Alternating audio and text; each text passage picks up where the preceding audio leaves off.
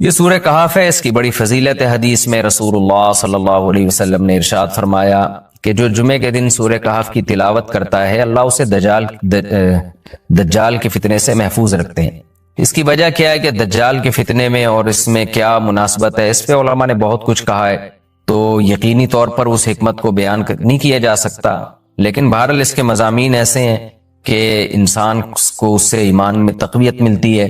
اور بڑی بات یہ ہے کہ رسول اللہ صلی اللہ علیہ وسلم نے جب کسی چیز کے بارے میں ہمیں بتا دیا تو پھر ہمیں اس کی حکمت سمجھ میں نہ بھی آئے تو ہمیں بس اس پر ایمان لانا چاہیے۔ تو دجال کے فتنے سے بچنے کے لیے اگر کوئی جمعے کے دن اس کا اہتمام کرتا ہے تو انشاءاللہ اس کو فائدہ ہوگا۔ دجال کے فتنے سے بچنے میں سرسری غور سے ایک بڑی حکمت یہ معلوم ہوتی ہے کہ اللہ تعالیٰ نے بڑے بڑے قدرت کے اپنے نمونے دنیا میں دکھائے ہیں، جیسے اس میں خضر علیہ السلام کا واقعہ آئے گا، اصحاب کہف کا واقعہ، ذوالقرنین کا واقعہ، کہ کیسی اللہ نے ان کے ہاتھوں پہ اپنی قدرت کو ظاہر کیا۔ تو یہ اللہ تعالیٰ کے مختلف کام ہیں۔ یاجوج ماجوج کا تذکرہ بھی آئے گا اس میں، تو اس میں ہمیں پتہ چلتا ہے کہ اللہ کی قدرتوں میں بہت بڑی بڑی قدرتیں، اللہ مخلوق سے بھی بعض دفعہ بڑے بڑے کام لے لیتے ہیں۔ تو دجال بھی اللہ کی ایک مخلوق ہوگا، تو وہ اگر بڑے بڑے محیر العقول کام دکھا رہا ہے تو یہ اس کی علامت نہیں ہوگی کہ یہ خدا ہے۔ جیسے ذوالقرنین سے اللہ نے بڑا کام لیا تو وہ خدا تھوڑی بن گئے، اور خضر علیہ السلام کے ذریعے اللہ نے مردے کو زندہ ایک جو ہے نا وہ دیوار کو سیدھا کروا دیا اور تختہ جڑوا دیا، اور کچھ انہوں نے اللہ کے بتانے سے غیب کی خبریں بتا دیں، تو اس سے وہ خدا تو نہیں بن گئے۔ اور جو اس طرح اصحاب کہف کئی سو یعنی 300 سال تک غار میں سوتے رہے تو اس سے وہ خدا نہیں بن گئے۔ تو ایسے ہی دجال کے جب ہم محیر العقول واقعات دیکھیں گے تو یہ اس کی علامت نہیں ہے کہ یہ خدا ہے، بلکہ اللہ کی مخلوق ہے۔ تو اللہ تعالیٰ نے جیسے پچھلے پیغمبروں میں ایسے واقعات رونما ہوئے اور مقصد لوگوں کی آزمائش تھا، تو دجال بھی لوگوں کی آزمائش ہی کے لیے آئے گا۔ اور بہت ساری حکمتیں ہیں جو علماء نے بیان کی ہیں۔ اچھا، یہ جو جمعے کے دن سورہ کہف پڑھنے کی فضیلت ہے، تو یہ جمعے کی رات کو اگر کوئی پڑھ لے تو بھی یہ فضیلت حاصل ہو جائے گی، تو کیونکہ روایات میں جمعے کی رات کا بھی تذکرہ ملتا ہے اور جمعے کا بھی تذکرہ ملتا ہے۔ الحمدللہ الذی، تمام تعریفیں اس اللہ کے لیے ہیں، انزل علی عبدہ الکتاب، جس نے اپنے بندے پر کتاب کو نازل کیا، ولم یجعل لہ عوجا، اور اس کتاب میں اس نے کوئی کجی نہیں رکھی۔ یہ قرآن کا کمال ہے، آپ الحمد سے لے کے والناس تک پڑھیں، 2 اور 2 4 کی طرح اس کی آیتیں اور اس کے مضامین سمجھ میں آتے ہیں۔ قرآن کے علاوہ کوئی بھی مذہبی کتاب آپ پڑھ لینا تو آپ کو سمجھ میں نہیں آئے گی کہ یہ کیا کہا جا رہا ہے اس میں، اور وہ باتیں نیچر کو اپیل بھی نہیں کریں گی، اور انسان وسوسوں کا شکار ہو جائے گا اور مصیبت میں پڑ جائے گا۔ لیکن قرآن کے دعوے کتنے واضح ہیں، اور دعووں میں تناقض نہیں ہے۔ قرآن نے کہا خدا ایک ہے، ہر جگہ یہی کہا کہ ایک ہے۔ محمد صلی اللہ علیہ وسلم کو کہا کہ نبی ہیں، بشر ہیں نبی ہیں، تو بشریت کو ثابت کیا قرآن نے۔ جہاں نبی صلی اللہ علیہ وسلم سے اوٹ پٹانگ معجزوں کا مطالبہ کیا گیا تو بتا دیا گیا میں بشر ہوں۔ ایک ہی دعویٰ رہا ہے مسلسل شروع سے آخر تک، اور آخری نبی ہونے کا جب دعویٰ کیا گیا تو آخری ہی، یہ نہیں کہ پھر قرآن میں اشارے دے دیے کہ کوئی اور نبی بھی آئے گا۔ تو تناقض نہیں ہے قرآن میں۔ نماز کو فرض کیا تو نماز فرض ہے۔ تو یہ جتنے مضامین، پھر اخلاقیات کی جو تعلیم دی وہ تعلیم سیم ہے۔ تو یہ ہے کہ عوج نہیں ہے، بالکل نیچر کو اپیل کرنے والی 2 اور 2 4 کی طرح صاف ستھری باتیں قرآن مجید میں۔ یہ خود قرآن کا ایک بہت بڑا معجزہ ہے۔ آپ کبھی بھی کسی جھوٹے آدمی کو جب سنیں گے نا، اس کی باتوں میں ٹکراؤ بہت ہوگا۔ میں ایک دفعہ تحقیق کر رہا تھا، یہ منکرین حدیث جو ہیں جنہوں نے کہا دعویٰ کیا کہ حدیث حجت نہیں ہے، تو ہمارے شیخ حضرت مفتی رشید احمد صاحب رحمہ اللہ تعالی نے اصل فتاویٰ کی 2 جلد میں ان کے خلاف بہت کچھ لکھا ہے۔ تو اس میں ایک بڑی دلچسپ بات یہ تھی کہ جب یہ منکرین حدیث کا جو بانی ہے نا، پرویز نام تھا اس کا، پورا نام اس وقت ذہن میں نہیں ہے، تو اس کی کتابوں سے حضرت نے تناقض نکالا۔ مفتی رشید احمد صاحب رحمۃ اللہ علیہ نے تناقض کیا نکالا؟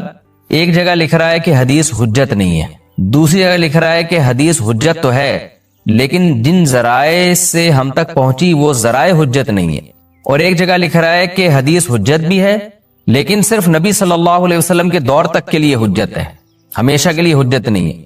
تو ایسے کئی تناقض، تو اس میں حضرت نے لکھا کہ اس سے پتہ چلتا ہے کہ یہ بیچارہ خود اس کو پتہ نہیں ہے کہ یہ اس کا دعویٰ کیا ہے۔ یعنی اس سے صاف واضح ہوتا ہے کہ ان کا مقصد صرف اور صرف ہمیں اسلام سے ہٹانا ہے، اور حدیث کو مشکوک قرار دے کر کیونکہ زیادہ تر جو قوانین ہمیں اسلام کے ملتے ہیں وہ تو قرآن میں بہت کم ملتے ہیں، وہ تو احادیث میں ملتے ہیں۔ قرآن تو زیادہ تر عقیدے کی بات کرتا ہے، آخرت کے تصور کو ہماری نظروں میں اجاگر کرتا ہے، اخلاقیات سکھاتا ہے، مسائل، فقہی مسائل، وہ تو زیادہ تر احادیث میں ہے، اسلامی قانون جسے ہم کہتے ہیں۔ تو مقصد اس کا یہ کہ اسلامی قانون سے کسی طرح لوگوں کو ہٹایا جائے۔ تو جیسے جس وقت بن پڑی وہ دعویٰ اس نے کر دیا۔ کبھی مجلس دیکھی کہ یار اس وقت یہ دعویٰ کرنا زیادہ مناسب ہے کہ حدیث حجت تو ہے لیکن جن ذرائع سے پہنچی وہ ذرائع قابل اعتماد نہیں ہے، تو وہاں اس نے یہ دعویٰ کر دیا۔ تو جھوٹا آدمی کسی ایک بات پہ ٹکتا نہیں ہے۔ آپ مرزا غلام احمد قادیانی کے دعووں کو دیکھ لیں، اس کی کتابوں میں کہیں وہ لکھتا ہے کہ میں نبی نہیں ہوں، میں تو امام ہوں، اور کہیں لکھتا ہے کہ میں، شروع میں اس نے یہ دعویٰ کیا تھا کہ میں نبی نہیں ہوں، میں امام مہدی ہوں، پھر اس نے دعویٰ کیا میں حضرت وہی عیسیٰ علیہ الصلوۃ والسلام جو مسیح موعود وہ ہوں۔ اس کی کتابوں میں اتنا ٹکراؤ ہے، وجہ اس کی یہ ہے کہ باطل کا ایک ہدف ہوتا ہے، تو وہ دیکھتا ہے کہ جیسا دیس ویسا بھیس، جیسے اس کا ہدف ہوتا ہے شہرت، دولت، اور یا لوگوں میں پھوٹ ڈالنا یا کوئی منصب حاصل کرنا کسی سے، تو وہ پھر دیکھتا ہے کہ جس وقت جو طریقہ اس کو سوٹیبل لگتا ہے نا وہ وہی طریقہ اختیار کر لیتا ہے۔ تو ہر باطل میں یہ ہوتا ہے، آج بھی ہم دیکھتے ہیں جو اہل باطل ہوتے ہیں وہ کسی ایک بات پہ ٹکتے نہیں ہیں۔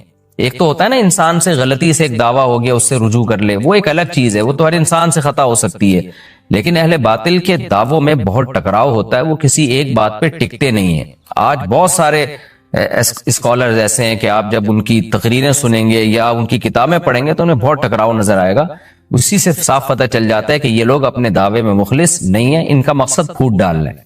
تو جتنی جو تحریف شدہ آسمانی کتابیں ہیں، یہ جتنے باطل مذاہب ہیں، ان میں بھی آپ کو یہ ٹکراؤ نظر آئے گا۔ تو قرآن یہ دعویٰ بار بار کرتا ہے کہ اللہ تعالیٰ نے جو کلام اپنے حبیب صلی اللہ علیہ وسلم پہ نازل کیا اس میں آپ کو عوج نظر نہیں آئے گا، کوئی کجی نظر نہیں آئے گی، بہت واضح 2 اور 2 4 کی طرح وہ اپنے دعووں کو دعوے کرتا ہے قرآن مجید، اور اس پر دلائل قائم کرتا ہے۔ قیماً، اللہ فرماتے ہیں سیدھا سیدھا کلام ہے، لینذر بأسا، تاکہ یہ ڈرا دے کہ اللہ تو نے اتنا صاف ستھرا کلام نازل کیوں کیا؟ اللہ کہتے ہیں 2 وجہ سے، برے لوگوں کو ڈرانے کے لیے، اچھے لوگوں کو امیدیں دلانے کے لیے، تاکہ برے لوگ برائی سے بچیں اور اچھے لوگوں کو موٹیویشن ملے۔ یہ دعویٰ بھی قرآن کا کتنا پیارا اور کتنا صاف ستھرا ہے۔ برائی کو ختم کرنا چاہتا ہے قرآن، اچھائی کو پروموٹ کرنا چاہتا ہے۔ لِيُنذِرَ بَأْسًا شَدِيدًا، ہم نے کیوں نازل کیا؟ تاکہ یہ ڈرا دے شدید عذاب سے، من لدنہ، اللہ کی طرف سے، یعنی اللہ کی طرف سے ڈرا دے۔ وَيُبَشِّرَ الْمُؤْمِنِينَ، اور ایمان والوں کو خوشخبریاں سنا دے۔ کون سے ایمان والے؟ الَّذِينَ يَعْمَلُونَ الصَّالِحَاتِ، جو اچھے اعمال کرتے ہیں۔ کیا خوشخبری سنا دے؟ ان لہم اجرا حسنا، کہ ان کو اجر ملے گا بہت اچھا، اور ایسا اجر ملے گا ماکثین فیہ ابدا، رہیں گے اس اجر میں وہ ہمیشہ ہمیشہ۔ وینذر الذین قالوا، اور تاکہ یہ کلام ڈرا دے ان لوگوں کو، الذین قالوا، جو کہتے ہیں اتخذ اللہ ولدا۔ اللہ نے ڈرانے کا ذکر 2 دفعہ کیا، اس لیے کہ ایک تو عام لوگ جو برے ہوتے ہیں ان کو ڈرا دے، اور مشرکین میں خاص طور پر یہ برائی تھی کہ یہود و نصارہ کی باتوں میں آ کے اللہ کے لیے اولاد ٹھہرا لیا کرتے تھے، وہ فرشتوں کو بیٹیاں کہہ دیا، یا عیسائیوں کی باتوں میں آ کے اللہ کے لیے اولاد ٹھہرا دی۔ تو اس لیے اللہ نے خاص طور پر ان مشرکین اور ان کافروں کا ذکر کیا جو نبی صلی اللہ علیہ وسلم کے دور میں اللہ کے لیے اولاد ٹھہراتے تھے، کہ اللہ ان کو بھی ڈرا دیا جائے۔ یا ایھا الذین آمنوا اتقوا اللہ ولتنظر نفس ما قدمت لغد۔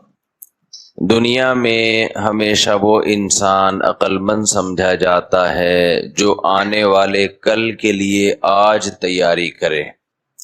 اکثر آپ نے بینکوں میں یہ جملہ لکھا ہوا دیکھا ہوگا، روپیہ بچائیے کل کام آئے گا۔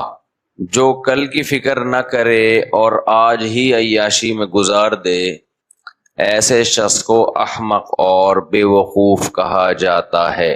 لیکن اسلام میں اللہ کے ماننے والوں میں اور نہ ماننے والوں میں فرق یہ ہے کہ وہ کل کو ڈیفائن کرنے میں، کل کو ایکسپلین کرنے میں گڑبڑ کر رہے ہوتے ہیں۔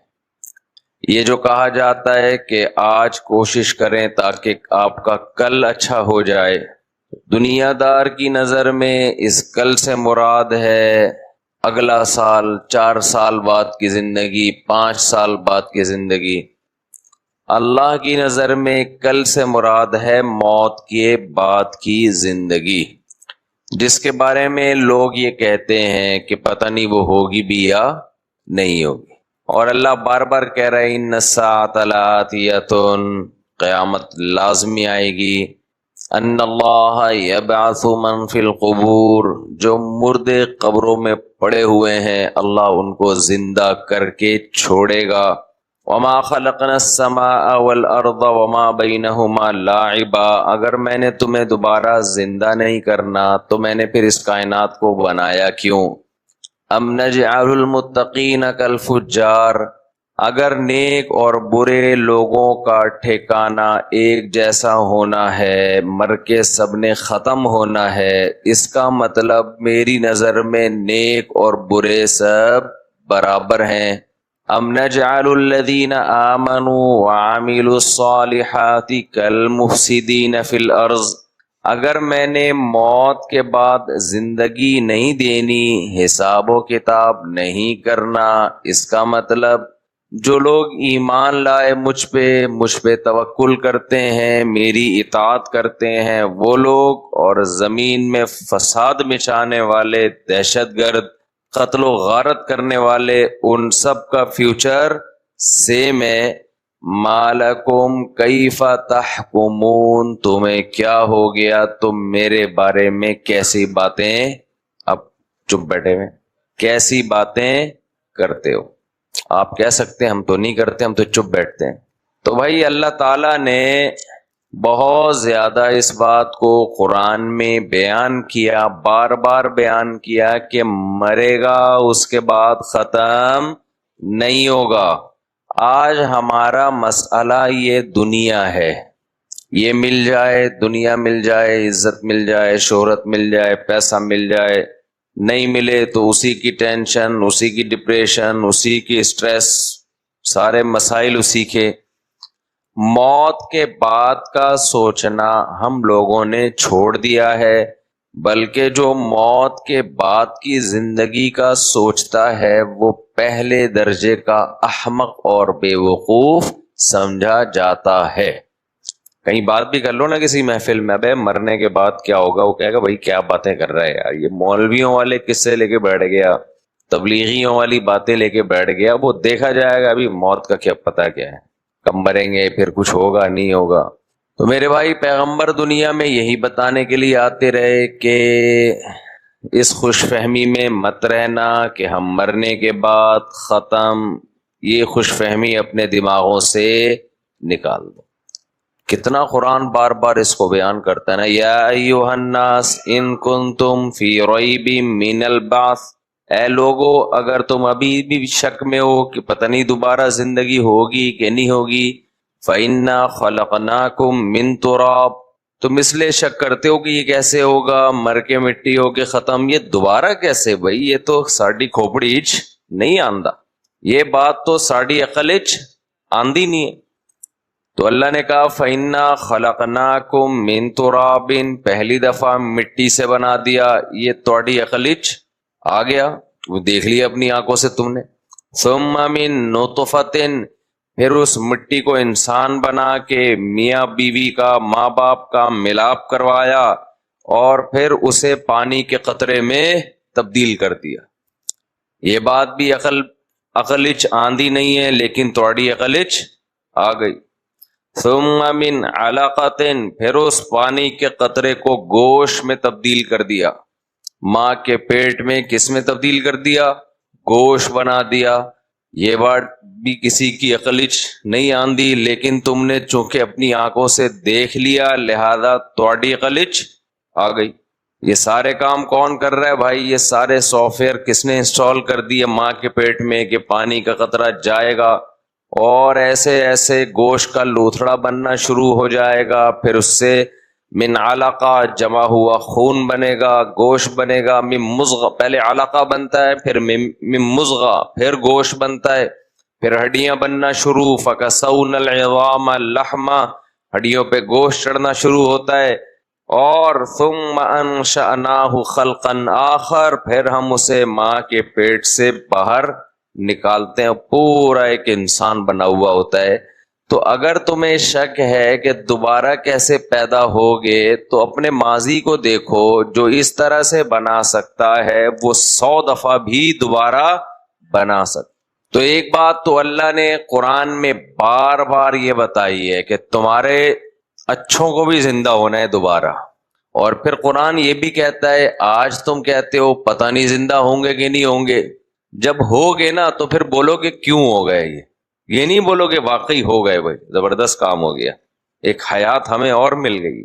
ابھی جب ہمیں زندگی ملتی ہے ہم خوش ہوتے ہیں، جب چھوٹے تھے پیدا ہوئے تھے اس وقت تو شعور نہیں تھا نا، جب بڑے ہو گئے اب شعور آ گیا، لوگ کہتے ہیں یار آپ کو بھی زندگی ملی، الحمدللہ یار بڑی زبردست نعمت ہے زندگی۔ اچھا، جو لوگ غریبوں پہ ترس کھا کے کہتے ہیں کہ بچے دو ہی اچھے، غربت ایک عیب ہے، لیکن کسی غریب سے پوچھا جائے کہ تیرا پیدا ہونا ٹھیک تھا یا نہ پیدا ہوتا، کہے گا یار پیدا ہو گیا اچھا ہے، اللہ کا بڑا فضل ہو گیا۔ وہ بھی مرنا نہیں چاہے گا، سمجھتے ہو نا، ماں باپ پیدا کر دیتے ہیں نا بچے۔ تو ایک فلم دکھائی تھی پرانے زمانے میں کہ بچے زیادہ ہو گئے، باپ سے کھلایا نہیں جا رہا، تو بیٹی کہہ رہی جب کھلا نہیں سکتے تو پیدا کیوں کرتے ہو؟ یہ بہت دفعہ اس کا جواب میں دے چکا ہوں، آج میرا یہ ٹاپک نہیں ہے۔ جب کھلا نہیں سکتے تو پیدا کیوں کرتے ہو؟ اس سے یہ میسج دیا گیا ہے کہ جب اپنی غربت کو دیکھو اور بچوں کی اسپیڈ کو دیکھو، کچھ تھوڑا سا خیال کرو، اسپیڈ بچوں کی اتنی ہو جتنی آپ کی جیب میں پیسے ہوں۔ تو اس پہ یہ فلم دکھائی گئی تھی کہ غریب باپ ہے اور بچے اتنے ہو گئے وہ روٹی میں لڑ رہے ہیں، تو پھر بیٹی باپ کو تانے دے رہی ہے کہ جب کھلا نہیں سکتے تو پیدا کیوں کرتے ہو۔ اس لڑکی نے اگر توبہ نہیں کی، یہ جملہ قیامت کے دن اس کے گلے پڑنے والا ہے۔ کچھ جملے ہماری نظر میں بہت ہلکے ہوتے ہیں، خدا کی نظر میں بہت بھاری ہوتے ہیں۔ یہ جملہ جو فلم میں کہا گیا نا، میں نے تو یہ کلپ دیکھا تھا اس کا کہ جب کھلا نہیں سکتے تو پیدا کیوں کرتے ہو، دیکھا بھی اس لیے وائرل ہوا بہت زیادہ، اس پہ بات کریں۔ تو یہ جملہ یہ اللہ کی نظر میں ہلکا نہیں ہے، یہ بہت بھاری جملہ ہے۔ تو میں بار بار کہتا ہوں کہ اس کی جگہ اگر میں ہوتا نا، اس باپ کی جگہ، تو میں کہتا کئی لوگوں نے تو اس پہ کلیپنگ کی ہوگی یا کچھ اپریشیٹ کیا ہوگا، یار بات بالکل سوسائٹی کے مطابق کی ہے، جب پیسے نہیں تھے تو اتنے بچے کس بات کے پیدا کر لی۔ یہ بے وقوف لوگوں کا کام ہے ایسی چیزوں سے متاثر ہونا جو پیغمبروں کی تعلیمات سے بالکل محروم ہوتے ہیں، جو شہوت پرست ہوتے ہیں۔ تو میں جب ہوتا اگر اس کی جگہ تو میں اس سے کہتا بھائی تو نے کھایا نہیں ہے تو اتنی بڑی کیسے ہو گئی؟ کہتے ہیں کھلا نہیں سکتے تو پیدا کیوں کرتے؟ تو کھایا ہے تو اتنی بڑی ہو کے آج چیخ رہی ہے نا، نہ کھایا ہوتا تو اتنے بڑے ہوتے۔ نمبر 2، زیادہ نہ کھایا ہوتا تو اتنا کانفیڈنس بھی نہ ہوتا کہ باپ کی آنکھوں میں آنکھیں ڈال کے بات کر رہی ہے۔ کچھ اضافی چربی آتی ہے باڈی میں، کچھ گریبیاں مل رہی ہوتی ہیں، عیاشی ہوتی ہے، جس کی وجہ سے اتنا کانفیڈنس ہوتا ہے کہ جو ماں باپ ہیں، جو زندگی کا ذریعہ بنے، جو سب سے بڑے محسن ہیں، انہی کی آنکھوں میں آنکھیں ڈال کے بات کر رہی ہے۔ نمبر 3، اس بدتمیزی کی سزا ملنی چاہیے آپ کو، اس بدتمیزی کی سزا ملنی چاہیے۔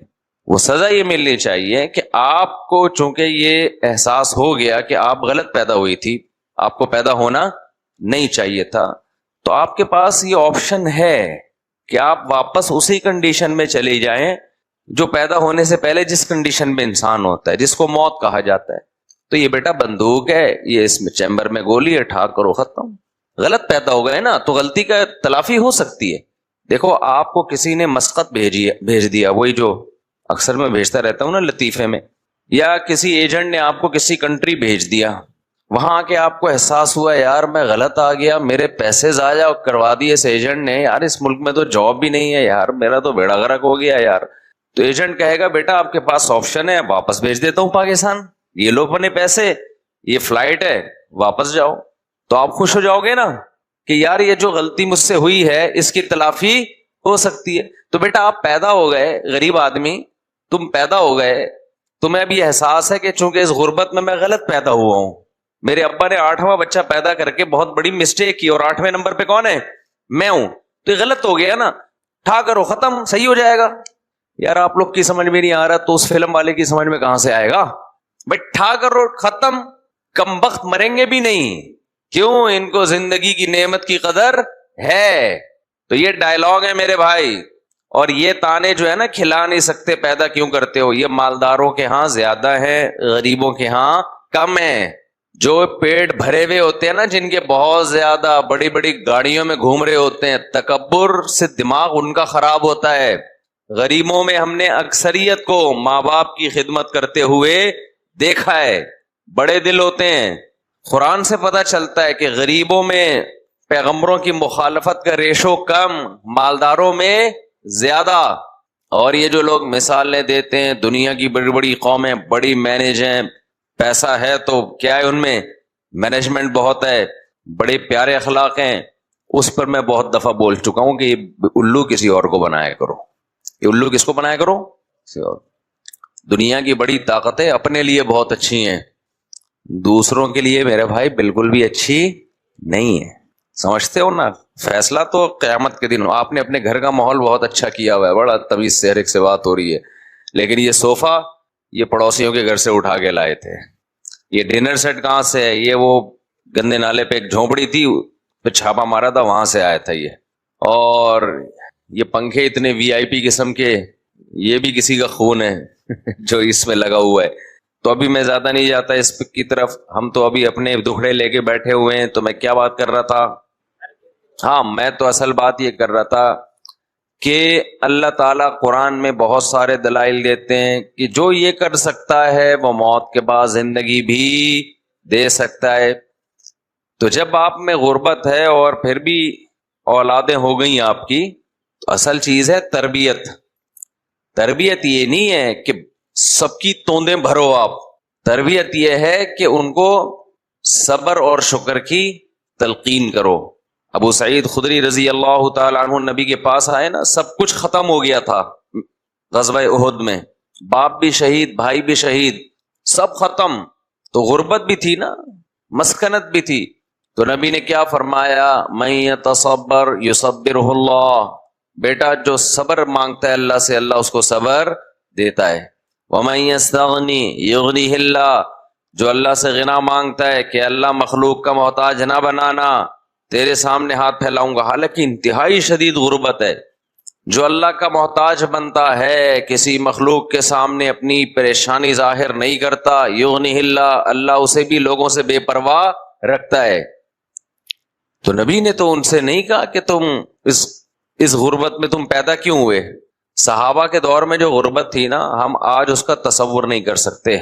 وہ غریب کو، غربت کے بچے کو غربت کے خوف سے قتل کرتے تھے۔ قتل کرنا بہت بڑا جرم ہے۔ وہ کہتے کھلائیں گے کہاں سے؟ ان غریبوں کو قرآن نے کہا نسل بڑھاؤ۔ کہاں سے کھلائیں گے؟ نحن نرزقکم وإیاہم، تمہیں بھی رزق دیں گے، ان کو بھی دیں گے۔ میرے بھائی، اللہ کو زبان سے ماننے کا کوئی اعتبار نہیں ہے، عمل سے مانو۔ آج زبان سے بڑے بڑے دعوے اللہ ہے، پریکٹیکل دنیا میں کہتے ہیں کہ کیلکولیٹر ہے سب کچھ، اسباب ہیں سب کچھ، اللہ غائب ہے۔ تو جب تک اللہ زندگی میں نہیں آئے گا نا، ٹینشن ختم نہیں ہوگی۔ ہمارے زبانوں پہ ہے اللہ، عملی زندگی میں نہیں، عمل سے لگتا نہیں ہے۔ دیکھو، دو طرح سے کام ہوتے ہیں، یا تو اسباب سے ہوتے ہیں یا اللہ سے ہوتے ہیں۔ ایسا ہی ہے نا بھائی، آپ چلو گے تو چل لو گے، رکو گے تو قیامت تک رکے رہو گے، پانی پیو گے تو سیراب ہو جاؤ گے، نہیں پیو گے تو نہیں ہوگے سیراب۔ تو ان اسباب کو دیکھ کے دنیا پرست آدمی کہتا ہے سب کچھ اسی میں رکھا ہے۔ مسلمان کیا کہتا ہے؟ کام کرنے والا کون ہے بھائی؟ اللہ ہے۔ اللہ نے پیاس بجھانے کے لیے پانی رکھا، وہ پانی سے ہماری پیاس بجھاتا ہے، تو یہ اس کی طاقت ہے۔ لیکن وہ بغیر پانی کے بھی پیاس بجھا سکتا ہے۔ دوسرا، پانی پیدا کون کرے گا؟ اللہ کرے گا۔ تو پیاس بجھانے کی اصل طاقت کس کے پاس ہے؟ اللہ کے پاس۔ پانی پیدا کرنے کی بھی، بغیر پانی کے پیاس بجھانے کی بھی، اور پانی کے اسباب نہ ہو تو بھی پیدا کر سکتا ہے، اور بغیر پانی کے بھی پیاس بجھا سکتا ہے، اور یہ بھی کر سکتا ہے کہ پیاس لگنا ہی نہ دے اگر پانی نہ ہو۔ سارے اختیارات کس کے پاس ہیں؟ تو ہم اسباب اختیار کریں گے، لیکن ان اسباب میں رکھا کچھ نہیں ہے۔ یہ سارے پیدا کس نے کیے ہیں؟ اللہ نے پیدا کیے۔ دیکھو، ماں گھر میں کھانا پکاتی ہے، اس کی عادت ہے، بچے کو ناشتے کے لیے آٹا گوندا جائے گا اور وغیرہ وغیرہ جو بھی ہوتا ہے. بچہ دیکھ رہا ہے کہ ہمیشہ میری ماں کھانا بناتی ہے میرے لیے، دوپہر کا کھانا، رات کا کھانا. ایک دن دیکھا اس نے کہ گھر میں آٹا ختم ہو گیا. اب اس کا ماں پر ایمان ہوگا نا، بے ایمان ہوگا تو کیا کہے گا؟ آج 3 ٹائم مجھے کھانا نہیں ملے گا کیونکہ اسٹرائک ہے، دکان بھی بند ہے، یا آٹا ختم ہوا ہے، یا مسئلہ کیا ہے کہ جی گیس نہیں آ رہی، آٹا تو ہے گیس نہیں آ رہی. تو آج تو میں گیا اور پتہ نہیں اب گیس کب آئے. اب وہ قحط سے مرنے کے اس کو خیالات آنا شروع. تو ماں ایک تھپڑ لگائے گی کھینچ کے اس کو، وہ کہے گی بھائی یہ تو میں نے تجھے بتایا ہے کیونکہ گھر میں آٹا ہوتا ہے، پانی ہوتا ہے، تو میں اس طریقے سے روٹیاں پکا پکا کے کھلاتی ہوں. جس دن نہیں ہوگا تو ہوٹل سے منگوا لوں گی. تو وہ کہے کہ آج تک آپ نے کبھی ہوٹل سے نہیں منگوایا. بیٹا اس کی ضرورت ہی نہیں پڑی ہے ہوٹل سے منگوانے کی، لیکن کیا تیری ماں تجھے ایسے مرنے دے گی؟ ہے بھائی، اتنی ٹینشن کیوں لے رہا ہے؟ نہیں اماں، میں نے تو ہمیشہ یہی دیکھا ہے کہ آٹا گنتا ہے، پھر جناب چولہا جلتا ہے، تو چولہا جلنے کے لیے گیس جب ہے نہیں تو کیسے ہوگا؟ تو ماں کہے گی یہ تیرا ہیڈک نہیں ہے، یہ کس کا ہیڈک ہے؟ وہ تو چونکہ سارے اسباب ہوتے ہیں تو میں اسباب اختیار کرتی ہوں، جب نہیں ہوں گے تو پھر میں کچھ اور سبب اختیار کروں گی. تو ہم نے بھی دیکھا کہ اللہ میاں ہمیں جو کھلاتے ہیں پلاتے ہیں وہ اسباب کے ذریعے، جاب لگتی ہے، تنخواہ آتی ہے، اس سے مختلف چیزیں ہوتی ہیں. تو ہم نے سمجھے کہ شاید اللہ اس کا محتاج ہے ایسا کرنے میں، لہٰذا ہم نے کہا 2 سے زیادہ تیسرا نہیں ہوگا. میری تنخواہ اتنی ہے، تیسرا آ گیا تو اس تنخواہ میں 2 کم بخت نہیں پل رہے، تیسرا کہاں سے پلے گا؟ چوتھا کہاں سے پلے گا؟ پھر گناہ نہیں چھوڑتے کہ یار میرے پاس پیسہ کہاں سے آئے گا؟ اگر میں نے گناہ چھوڑ دیے، جھوٹ بولنا چھوڑ دیا، تو کسٹمر جو میرے پاس آ رہے ہیں اسی جھوٹ کی بیس پہ آ رہے ہیں، تو بھاگ جائیں گے سارے کے سارے. تو اس کا مطلب کیا ہوا کہ آپ اس بچے کی طرح ہو جو آٹا گیس میں الجھ کے رہ گیا ہے، وہ اپنے ماں کے جذبے اور ماں کی طاقت کو نہیں دیکھ رہا. تو آپ بھی یہاں اس اسباب میں الجھ گئے ہو جن اسباب کے ذریعے ہمیں رزق ملتا ہے. یہ نہیں دیکھ رہے کہ مسبب الاسباب کون ہے بھائی؟ وہ تو اللہ ہے، وہ اس کا محتاج تھوڑی ہے. وہ کہے گا میں 20 طریقے میرے پاس، لیکن ہم جو ہے نا ان طریقوں کو نہیں دیکھتے یا اس خدا کو نہیں دیکھتے. اور یہ اللہ کا مسئلہ ہے کہ وہ کون سا طریقہ اختیار کرتا ہے رزق دینے کے لیے.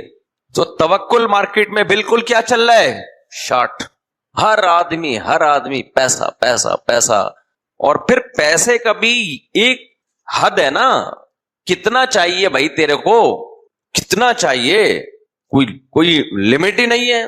میری پوری زندگی میں ایک بندہ میرے پاس آیا ہے، مجھے بڑا اچھا لگا. وہ کہہ رہا مفتی صاحب میری تنخواہ اتنی زیادہ ہے، مجھے سمجھ میں نہیں آ رہا، میری ضرورتیں تو پوری ہو گئی ہیں، اب میں کیا کروں، صدقہ کر دوں سارا. پہلا انسان کا بچہ میں نے پاکستان میں دیکھا ہے جو یہ کہہ رہا ہے کہ میری ضرورتیں ختم، اب مجھے سمجھ میں نہیں آ رہا، میں چاہتا ہوں کہ چیریٹی کر دوں، صدقہ کر دوں، کیا کر دوں. خیر ہم نے اس کو مشورہ دیا کچھ بچوں کے لیے کوئی پراپرٹی لے کے ڈال دے بھائی تو. میں نے کہا کہ ایک پراپرٹی لے لو، جب اضافی ہو تو پھر فیوچر میں بچوں کے لیے سوچنا چاہیے. حدیث میں آتا ہے ایسے بچوں کو نہ چھوڑ کے جاؤ کہ لوگوں کے سامنے بھیک مانگے، مگر یہ ان لوگوں کے لیے جن کے پاس اضافی پیسہ ہے. جن کے پاس نہیں ہے وہ ٹینشن نہ لیں، وہ کیا سوچیں بھائی نہیں ہے تو اس کا مطلب کھاؤ، جو خدا ہمیں کھلا رہا ہے بچوں کو بھی کون کھلائے گا؟ وہ ایک ٹینشن تو لینی ہی نہیں ہے بھائی. جو ٹینشن لے کے بچوں کی فکر کرتا ہے اس کا مطلب وہ خود کو کسی کا بچہ نہیں سمجھتا، کیونکہ آپ کے ابا نے آپ کے لیے ٹینشن لی، اب آپ ریلیکس ہونے کے بجائے وہ ٹینشن پارسل کر رہے ہیں اپنے بچوں میں، وہ بھی ریلیکس ہونے کے بجائے وہ ٹینشن پارسل کر رہے ہیں اپنے بچوں میں. تو پھر آپ کے ابا نے جو آپ کے لیے ٹینشن اٹھائی تھی تو وہ اس کا تو ابا کو کوئی فائدہ نہیں ہوا، آپ تو پھر بھی ٹینشن میں ہو. آپ کے ابا کو ٹینشن آپ کی تھی، آپ کو ٹینشن کس کی ہے؟ اپنے بچوں کی. ان کو ٹینشن ہوگی اپنے بچوں کی. تو یہ تو ٹینشن پارسل ہو رہی ہے نا. ایسا پارسل کا انتظام تو امریکہ میں بھی نہیں ہوگا بھائی. لکھا ہوتا ہے نا ہوٹلوں میں، ہمارے یہاں پارسل کا انتظام ہے، اس میں پھر بھی ٹائم لگتا ہے، شاپر میں نہاری ڈال کے پارسل کرنی پڑتی ہے. یہ ٹینشن تو آٹومیٹیکلی کیا ہو رہی ہے؟ پارسل. ایسا پارسل کا انتظام آپ نے کیا ہوا ہے ٹینشن. تو اضافی اللہ نے دے دیا ہے تو بچوں کے لیے بنا لو، نہیں دیا ایسی کی تیسی سے ایک چٹکلا یاد آیا مجھے. میرے پاس 2 بندے ایسے آئے، کہنے لگے مفتی صاحب ہم کنوارے چھڑے چھاڑنے اکٹھی 4 شادیاں کرنا چاہتے ہیں. اب دیکھو مسئلہ زیادہ لگ رہا ہے نا، ایک ہی دن میں 4 کرنا چاہتے ہیں. ایسے کیسز اب آنا شروع، درجہ احسان تک پہنچ رہے ہیں، بہت عظیم انسان بننا چاہ رہے ہیں. مجھ سے بھی آگے نہیں، باپ سے بھی آگے نہیں. اس معاملے میں جو باپ ہے ان کا، اس سے بھی کیا کر رہے ہیں، آگے نکل لیں. تو میں نے ان سے کہا, میں نے کہا ٹھیک ہے, لیکن رشتہ ملے گا کیسے, سوال پیدا ہوتا ہے نا. تو میرے ذہن میں ایک آئیڈیا آیا, 2 پیس اس طرح کے میرے پاس آ چکے ہیں, 2 پیس. ایک تو یہی اعتکاف میں بیٹھے ہوئے ہیں, کوئی ڈاکٹر صاحب ہیں, وہ آئے بڑے ایجوکیٹڈ پڑھے لکھے ڈاکٹر صاحب, کہنے لگے میں 1 دن میں 4 کرنا چاہتا ہوں, موٹیویشن مسالہ زیادہ لگ گیا ہے. تو میں نے کہا یہ ایک بیٹھے ہوئے, اچھا نہیں بتانا نہیں چاہیے, ایسا نہ ہو پھر ایک بھی نہ ہو. تو میں نے کہا دیکھو ایک پیپر بناؤ, ایک پیپر, اس پہ پہلی, دوسری, تیسری اور چوتھی 3 فرضی نام لکھ لو, اور کسی بھی خاتون کو بتاؤ کہ یہ تینوں سلاٹ جو ہیں یہ پر ہو چکے ہیں, ایک خالی ہے, حالانکہ ابھی تینوں پر نہیں ہو. بھائی پر آپ کے لحاظ سے تو ہے نا کہ گویا میں نے کرنی ہی کرنی ہے نا, تو جب ایک کام ہونا ہی ہے تو وہ پر ہو ہی گئے, کیونکہ اس کو یہ کہہ دیا نا کہ ابھی نہیں ہوئی ہے, بعد میں کروں گا, تو کرنے نہیں دے گا کوئی بھی. آپ اسٹیمپ پیپر پہ بھی معاہدے لکھوا لینا کہ میں آپ کے بعد دوسری شادی بھی کروں گا. خاتون اس وقت کہہ دے گی ٹھیک ہے کر لینا, لیکن جب کرنے لگو گے تو کسی نے کہا کہ کل وہ جب چاند کا پھٹا چل رہا تھا نا, تو کسی نے کہا کہ خانپور میں 6 آدمیوں کو چاند نظر آیا ہے, ان کو پولیس والے اٹھا کے لے گئے, وہ ان کو ستارے نظر آ رہے ہیں. ایسے لوگ گواہیاں دے رہے ہوتے ہیں, چاند نظر آ گیا, پولیس والے اٹھا کے لے گئے کہ ماحول خراب کر رہے بھائی. انہوں نے کہا پہلے ان کو چاند نظر آ رہا تھا, پولیس والے لے گئے, اب ان کو ستارے نظر آ رہے ہیں. تو میں نے کہا آپ ایسے بنائیں, اس میں لکھیں کہ بھئی یہ 3 خانے پر ہو چکے ہیں, ایک چوتھا خانہ خالی ہے. کیونکہ آپ نے پہلے سے ایگریمنٹ کر بھی لیا نا کہ میں دوسری بھی کروں گا, پھر بھی آپ کی وائف آپ کو دوسری کرنے نہیں دے گی, چاہے وہ ایگریمنٹ ایک طرف رہ جاتے ہیں سارے. تو جو بھی آئے چوتھی بن کے آئے, وہ بھائی یہ تینوں خانے پورے ہیں, جو چوتھے نمبر پہ آ جائے اس کو خانے میں ڈال دیں پہلے نمبر پہ, پھر خالی جگہ میں XYZ لکھ کے نا کچھ بھی لکھ دیں, جو آپ کو نام اچھا لگے وہ ڈال دیں اس میں. پھر بھائی جو دوسری آ رہی ہے شادی نہ کریں اس سے ابھی, یا کر لیں, اس کو بتائیں 3 پہلے سے ہیں, کام کیا مطلب دماغ میں ہے نا, دماغ کا لفظ اس وقت ہڈن کر دیں. تو بھائی یہ چوتھا خانہ خالی ہے بھائی. پھر کوئی آئے گی اس کو دوسرے میں ڈال دیں, پھر کوئی آئے گی, میں نے کہا 1.5-2 سال میں اگر پیسہ اللہ نے دیا نا, پیسہ ہوتا ہے تو رشتہ آ جاتا ہے. آج غریب آدمی ہوتا ہے تو جذبے ہوتے ہیں, اس کی دعائیں بہت ہوتی ہیں, اور غریب کو بھی مل جاتا ہے. ویسے اس زمانے میں آپ کو بتاؤں میں, جو آپ سے زیادہ غریب ہوگی نا وہ کر لے گی آپ سے. تو اس کو جیب میں رکھ لینا, سب ڈسٹرب ہو رہے ہیں, ٹھیک ہے نا, جزاک اللہ. تو یہ جو ہے نا اس طرح میں نے کہا آپ کر لیں. تو بڑے خوش ہوئے بھائی, کبھی یوں کر رہے ہیں, کبھی یوں کر رہے ہیں, کبھی ایسے لگا رہے ہیں, کبھی. میں نے کہا ابھی پتہ چلے گا نا انشاءاللہ, اللہ کرے کہ یعنی اچھا برکت ہو جائے. تو اب وہ تلاش میں کل تشکیل ہوئی ہے ان کی, جا بسم اللہ اللہ پڑھ کے میں نے ان کو ایسے رخصت کیا. تو اب وہ